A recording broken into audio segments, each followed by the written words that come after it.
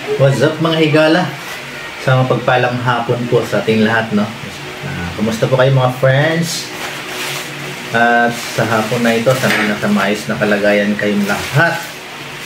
And for this video mga friends, ay mag-unboxing, no? Ating mga order from TopTech. So this one ay ano to? Extension para daw sa handlebar ng motor para lagayan ng mga accessories, yung phone holder, kabitan ng camera. Pero parang ang sobrang gaan, parang nabudol ako dito This one is 216 yung amount. Pero parang duda ako, sana hindi ito budol, no? So unboxing tayo. After this, kapag goods naman siya, installation naman tayo. So unbox and install for this video. Yan, naka-bubble wrap naman siya. So, sobrang gaan. Sana totoo.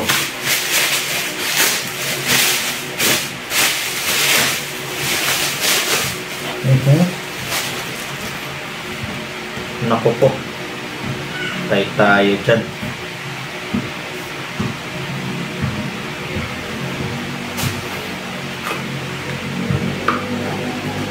Naku, liit.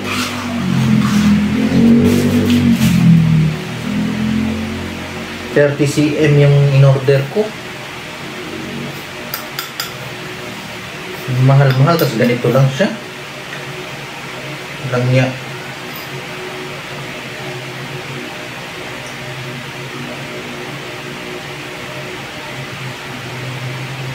$30cm na ba to? Sukat to sa tiles.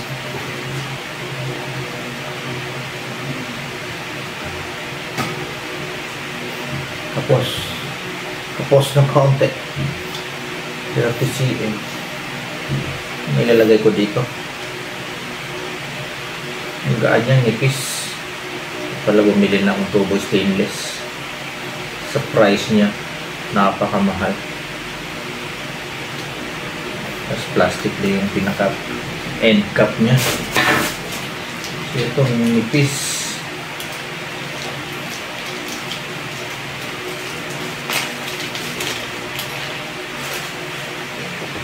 Asya, kaya ito doon sa manibela ng motor.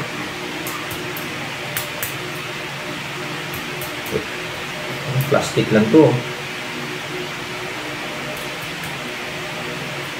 May kasama siyang Allen key wrench. Ang dalawa yan. Para kabilaan.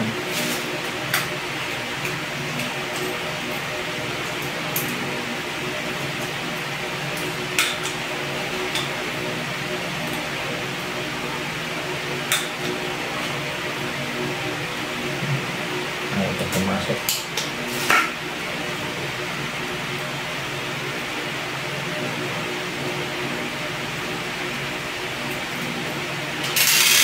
Nanggal ko. Pumasok ka na.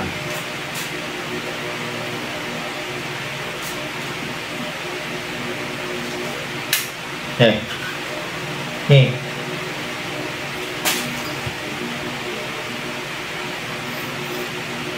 So, dito yan siya. Yan, kabilaan. So, imamount ko muna siya doon sa motor bago dito. Oh.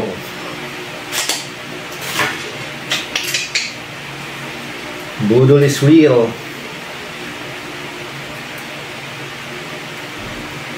Hindi po na natin at may sapat tayong item. Ito naman isang item, hindi ito pang motor. Tabi muna natin. Laki ng bag. Isang liit ng laman.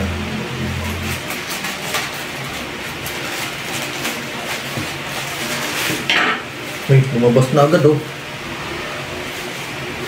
Ayan. Chopstick to siya, chopstick. Isang brown na lagayan, tsaka isang black. So, magagamit namin to.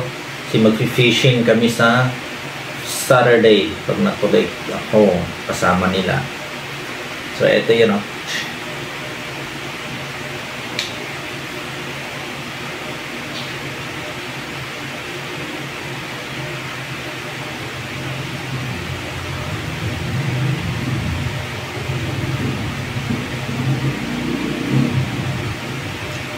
Knife. Plastic pala to. Okay. Plastic. Kala ko solid na kahoy. Ito. Parang ano lang.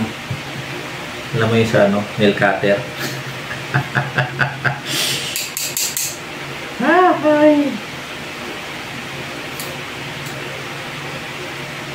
So, pag ganyan siya. Alright. This one also. Yeah.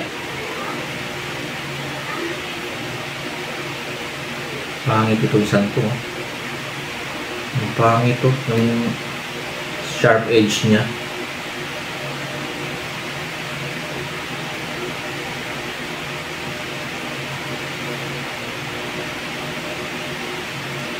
Pwede na rin. Ito yung dumating.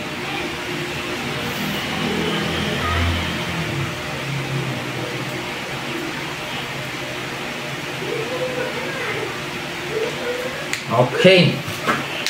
That's it, my friends. Kape.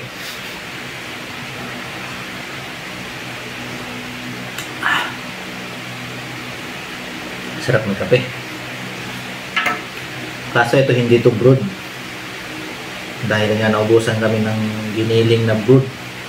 Dahil nasira yung aming coffee bean grinder, no? This one. Last time nagamit ko pa to. Okay naman siya. And then kagabi, I tried it again. And then hindi na siya nag-function. Hindi na ako nakapag-grind ng coffee bean. So, kagabi ba? The other night pala. Kasi magkakapisan ako. So, this one, I ordered it from Toktik. Siguro ito na yung coffee grinder. Hindi ko sure, pero bubuksan natin mga friends. Kasi wala naman kami ibang order eh. O doon sa dumating kanina. Yung para sa motor, saka yung knife.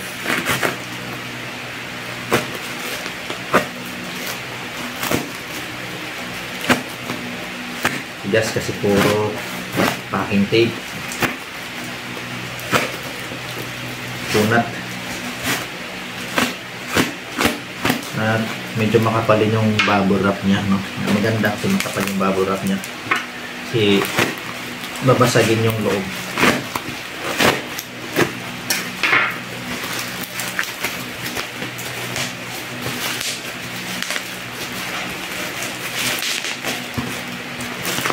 Ito yung box. Binalot pa. Ayan. So, sinecure talaga.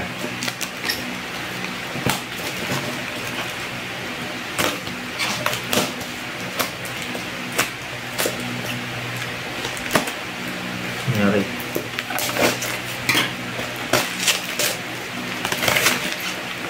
Oh. Look at this. Metal blade, 18 months warranty. Yes. Kikita nyo, 18 months warranty. Nema. Oh, Japan daw. Oh. Really? Japan? Electric grinder. Original quality. No. Original quality. Pwede nga. sila gamit lang. Okay, let's open it and let's see. Makapag-grind na ulit ako ng coffee bean. Hindi na ako magtitiis sa stick.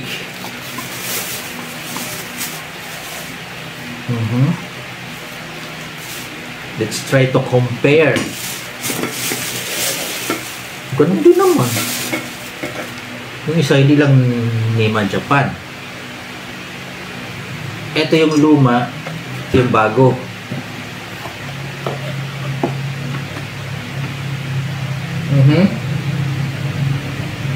Medyo mababa lang ng konti.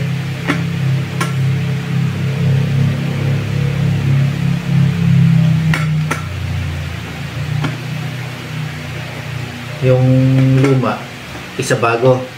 Pero yung size, yung laki niya, same lang. Yung height niya lang yung may konting difference.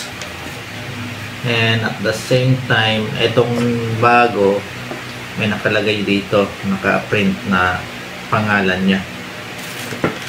This one, alright. Ito yung the older one na sira na, walang pangalan.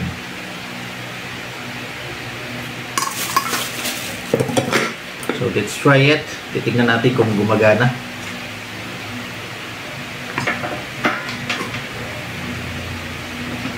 Ito pa pala yung blade sa loob. 4 blades siya compared doon sa ating luma. 2 blades lang. Yan.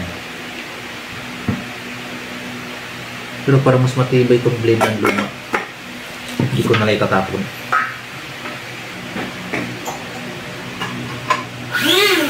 Wow! Narinig nyo yun? Ang ganda ng andar ng motor na ito compared to this one. Mas fine yung tunog na ito. Ang ganda kaysa dito. Okay, so testingin na natin to. Mag-grind na tayo ng coffee bean. Ano muna natin to? Ito ipapalit natin, ilagay natin sa box para ma-dispose na kasi wala na tayong space lagayan eh. Total hindi naman din siya magagamit na, so we have to dispose it off na, my friends. Alright, I'll have my coffee first muna before ko gagamitin to. Tapusin ko muna yung kape ko.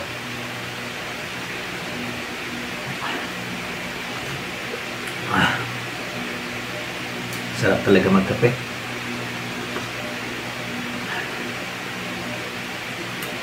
Pure black coffee, no sugar, no creamer. Just a coffee itself. As you grow older, mas ninanamnam mo pa yung lasa ng kape. This is the truth, no? This is the reality. As you grow older, mas ninanais mo o mas ginugusto mo na lang magkape. Na-addict ka na sa kape. Alright! And Ken, welcome back. And now, here's our coffee bean. This is pure Barako, premium Barako, no? Coffee from Baguio. So let's start. Gigiling na tayo, gigiling.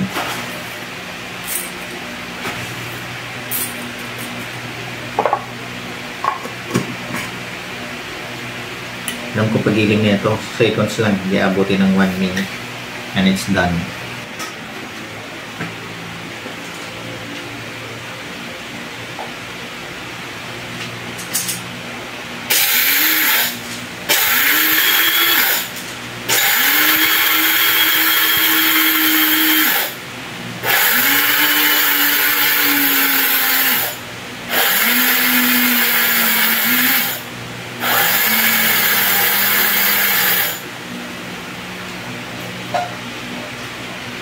Yung pansin nyo, ilang segundo lang. Tapos agad, isang salang. So, ito na siya. Look at that. Oh. Sasalin natin siya dito sa ating lata. Yung ating imbakan.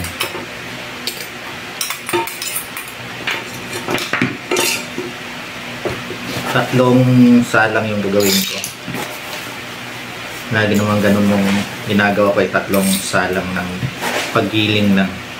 So, pag naubos, giling ulit. It is one way of preventing, no, to keep the aroma of the coffee bean. Hindi mo siya igigiling lahat sabay-sabay. So nalaman ko lang din yung kaalaman na yun mula sa isang kaibigan na dapat pala ganun ang gagawin. Alright!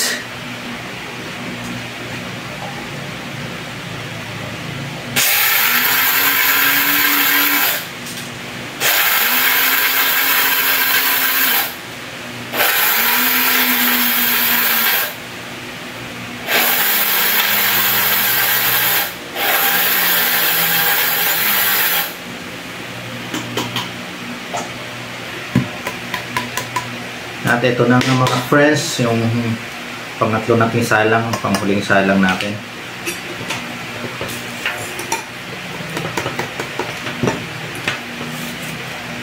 Yan, alright. Minute ka agad yung motor. Init o. Ganun talaga. Kahit yung una kong binili, ganun din. Minute din ka agad. Pero ito, ano siya, dahil apat yung blade. Nangangamoy. Sana magtagal. Japan daw siya.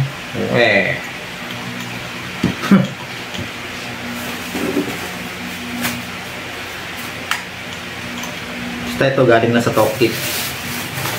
Hanap tayo ng, siyempre, yung afford lang, no? Sabihin na naman iba. Kaya pala madaling masira dahil ganun lang yung price. Ganun talaga, yun na yung afford natin.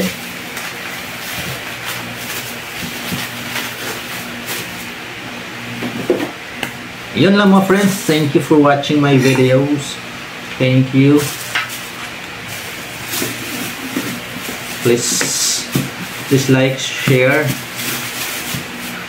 and watch. And don't forget to subscribe. Joe Marquez Vlogs. Babush. God bless. See you in my next video.